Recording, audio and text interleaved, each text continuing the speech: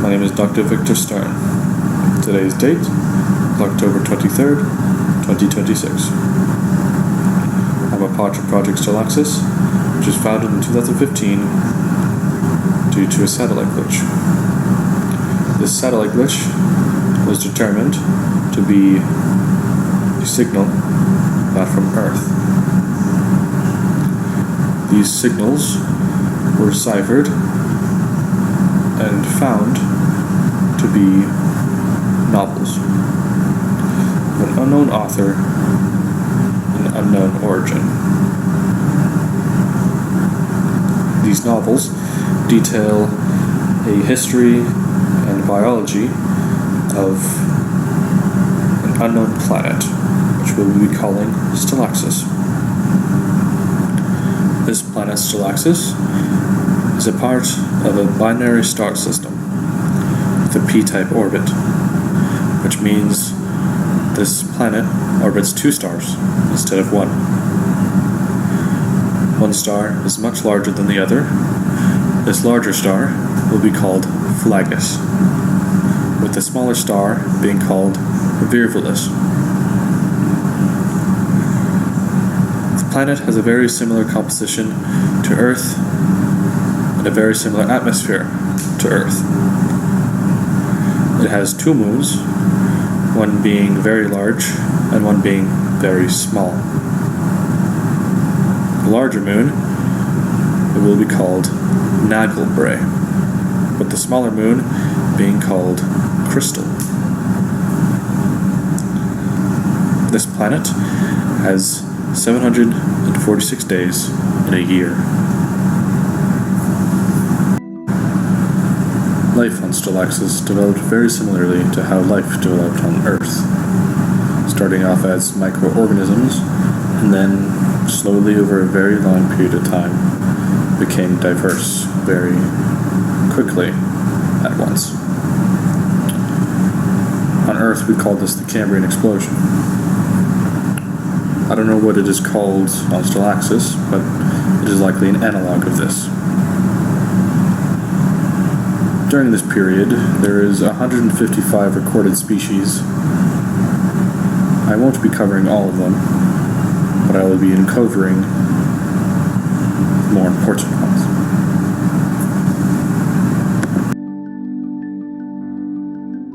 I will discuss 6 of these species that appeared during the analog of the Cambrian period. I will cover the rest of the species in a moment, but I feel like these ones should be honored as they went extinct very quickly. An extinction event which I will get into later. The first of these species that I'd like to talk about is Naturipinnalis, which is an eel-like organism with 6 limbs and, oddly enough, an extremely long eye that reaches from the tip of its head to the back of its tail, as well as a jawless mouth. It's a multicellular organism that reproduces asexually. It also seems to be a predator, which hunted in an odd method, or at least theorized to hunt in an odd method, that it would strangle its prey by wrapping around it, due to its very quick turning radius. The next species that I'd like to discuss is Planospisis, which is a transparent fish-like organism with 2 limbs, several eyes, and a jaw. It uses these jaws to filter feed out phototrophic plankton, which it uses those phototrophic plankton to photosynthesize between periods of feeding. It also has a chemical that it uses to deter predators when it is eaten to give a foul taste. It is a multicellular, asexual reproducing organism.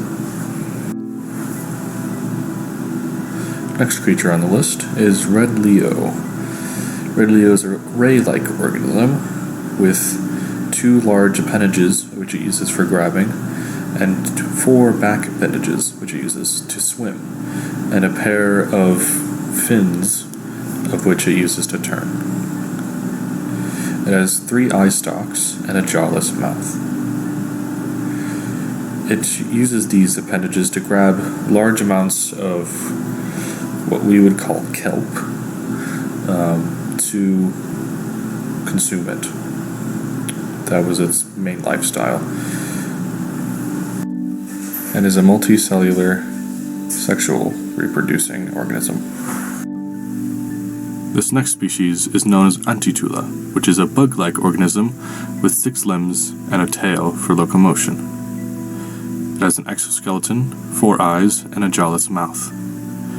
It uses these limbs to dig into the sand, waiting for a potential host to pass by, in which when a host with a large enough mouth passes by, it will enter the mouth and begin to clean it, much like fish on our planet would to some. It is also a sexually reproducing multicellular organism. This next species will actually comprise of an entire phylum that went extinct during this period. Amphibia is a phylum of frog-like organisms, or salamander-esque creatures, of which had bulging eyes, multiple gills that were external, 4 limbs, and a long tail that resembled kelp, specifically certain types of kelp depending on the species. This phylum split into 2, one named Froglottal, the other Salamandra. Froglottal was different in the fact that its lifestyle was of a symbiotic relationship with a predatory kelp known as Phlegede, which we will cover in a moment. This symbiosis caused a rise in what we might consider intelligence, as there is evidence of these creatures pollinating on purpose for the sake of protection. The other one, Salamandra, was more of a predator, more so than Froglottal. It would hunt in a pursue chase, as there is evidence of it investing most of its power into movement. It is a multicellular, sexually reproducing organism, and it also has the jaw. This next species was theorized to at first be 2 different species, but after analysis of the subspecies, they were able to determine that another species was of a larval form of the other. This species, of course, I'm talking about is known as Suctucanus. It is a species of an eel-like organism with no limbs and a mouth with 2 eyes. It has semi-fins, which it uses to swim, although they do not act as limbs. Throughout its life cycle, it'll grow up to become extremely large in size till the point it cannot move, and then it will sink to the bottom of the ocean, in which it will use its mouth to immobilize itself to the seafloor, in which it'll absorb whatever food comes by with its fins. It is also a multicellular asexual reproducing organism. Sexually reproducing organism. Now that we've talked about these extinct species, we should probably talk about the extinction event that killed them. This extinction event was an asteroid collision, in which it hit both Nagelbray, the moon, and Stellaxis, which caused 75% of all species on Stellaxis to go extinct. This very rapid decrease in biodiversity allowed for smaller species to grow extremely quickly in populations, giving rise to species that caused other species to go extinct. meaning the entire biodiversity of the planet flipped on its head. But they survived, at least some of them. And I will be talking about the species that survived, starting with Vasicophyllon and Fligid, which you may have heard me mention to them as kelp. Vasicophyllon is the simpler of the two, being more of a kelp-like organism than the other, being phototrophic and having a bulb of which it rests in the ground, using its 3 stems to collect sunlight to produce glucose. It has a variety of symbiosis with multiple organisms that it uses to reproduce. It will allow organisms to consume it only partially, and then allow whatever specks of it is left to grow into new forms of it due to it being an asexual colonial organism. Now, to the more complex cousin, Fligid. Fligid is a multicellular, asexually reproducing organism that reproduces instead by being eaten. It will grow roots in which it will form a duplicate of itself, of which the duplicates will be connected through those roots, meaning, similar to aspen on Earth, it will be a ginormous forest of a single organism, or acts like a single organism. It will use its 3 stems to instead grapple onto organisms, as it stores up a lot of energy in which it shares between its cousins to strangle them. It would also prick them with a sort of impossible to escape thorns, as well as spraying ink when in distress, as it is often eaten by species such as red ract, red leo, which had gone extinct. But other than that, it also has symbiosis with one particular species, which we will talk about in a moment. That species being Stellaxis.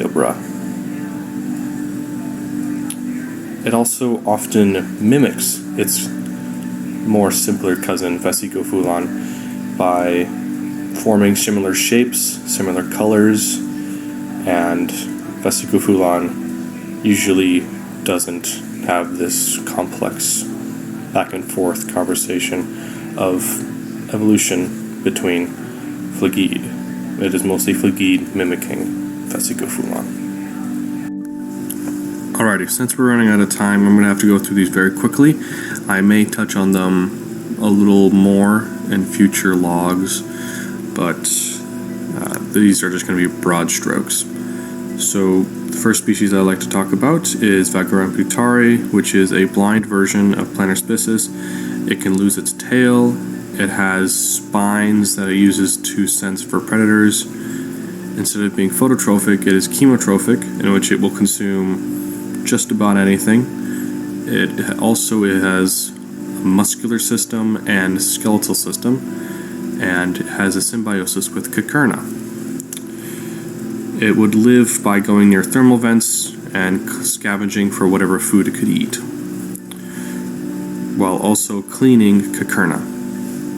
Tremoiles is the next species, being a mold-like creature with an excellent smell and taste, as well as being muscular and skeletal. It has a jaw, it can dig in the ground, and there is evidence of it being very intelligent, as there was large packs of fossils. And it is also a multicellular, sexually reproducing organism. The next one is red ract, which has sharp claws and 2 horns on the front of its face. It has a great sense of smell. It has lungs, and it has a hallucinogenic poison, which we will touch on later. The next one is Elongatacatus, which is a cousin of the Naturae pinnalis. Also forgot to mention that Red Ract is a cousin of Red Leo, but Elongatacatus is a translucent variant of it with whiskers. It produces ink and it has a shark-like body. It would use this to chase after prey very quickly and then quickly devour them. Dolor Aqua, and this is the only species with an odd nickname, Dillydidoo. I hope I pronounced that right. It is also a cousin to Naturae pinnalis, in which it has armor, claws, which uses those claws to tunnel. It is also nocturnal, which means it hunts its prey during the night, and it also has a skeletal and muscular system and an excellent smell and taste. The next one is Tubesono, which is a cousin species to Suctucanus. It has an exoskeleton. It uses echolocation to find its prey, which is a cousin to Antitulas, which is its main prey. It has these wing-like structures that it uses to scoop up food and consume, and it is also blind. So it uses this echolocation as its only form of sensing its environment. The next one is also a cousin to Suctucanus, which is Snexiabra, which I mentioned earlier, with Phlegede. It has poison, it has eyes instead of being blind, and it has a muscular and skeletal system and a snake-like body that it uses to hunt for prey for Phlegede, similar to how Froglotl would hunt for prey for Phlegede. This essentially replacing the niche. The next one, the next phylum has really hard to pronounce names, so excuse me. The next one is Diademephtos, which is a new phylum that we haven't introduced, but is essentially a phylum of kind of large-mouthed creatures with 4 limbs, no eyes, typically, and it has gills that it also uses as vibrational sensory organs, similar to how we would hear.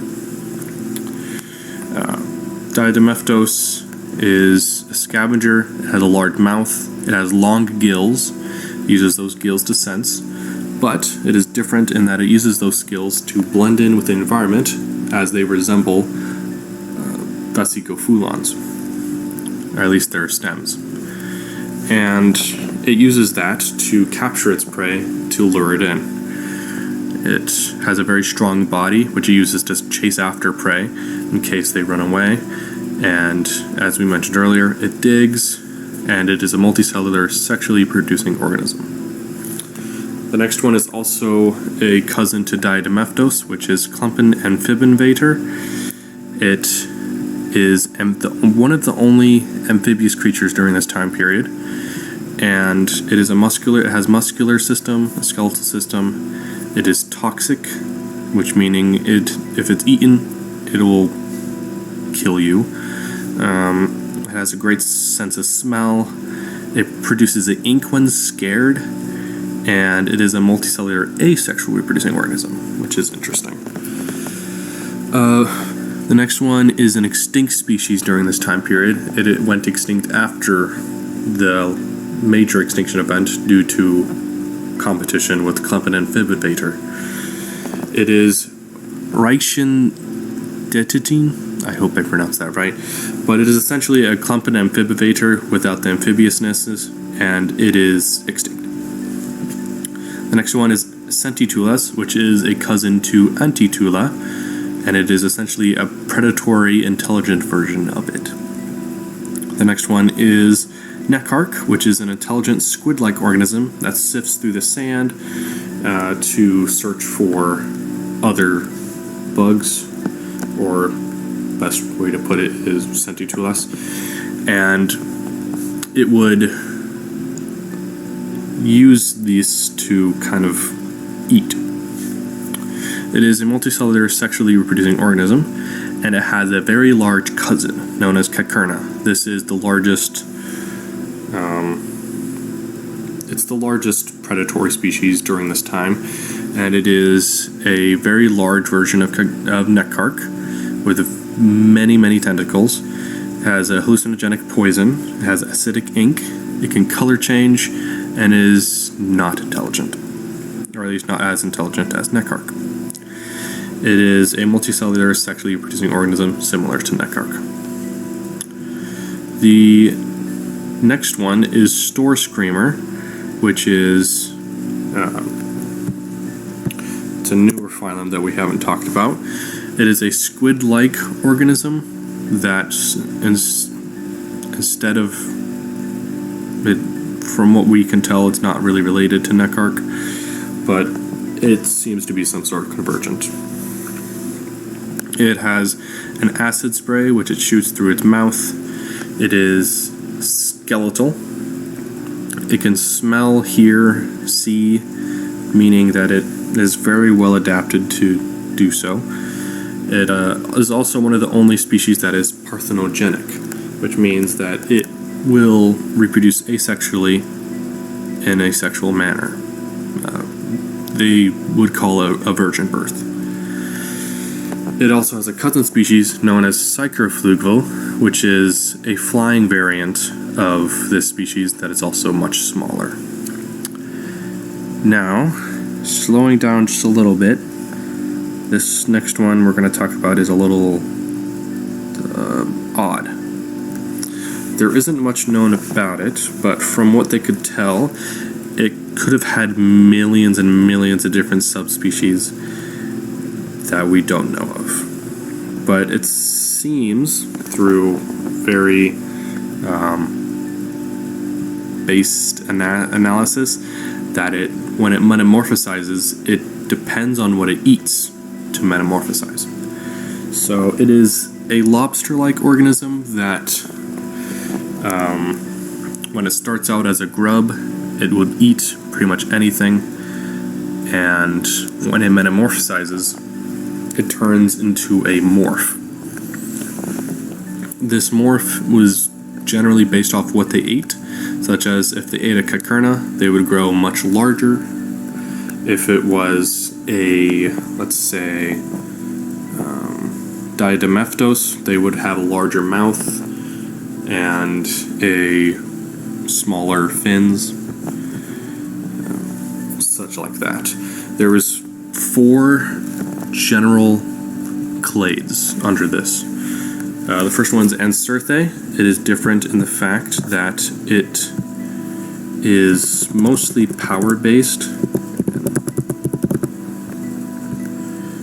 meaning that it will chase after prey instead of just scavenging.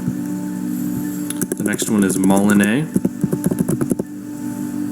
which will, instead of chasing after prey, it will dig under the ground into different various tunnels and pop out to ambush it.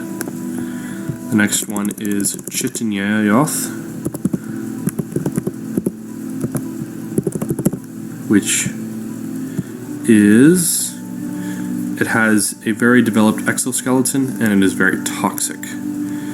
And this last one is a little interesting in the fact that it lost its ability to metamorphosize and instead is a neotenous form of Anserthe. It uses its limbs that have grown much wider to kind of mesmerize prey. Now that we've sped run through all of this, I apologize for having to do that.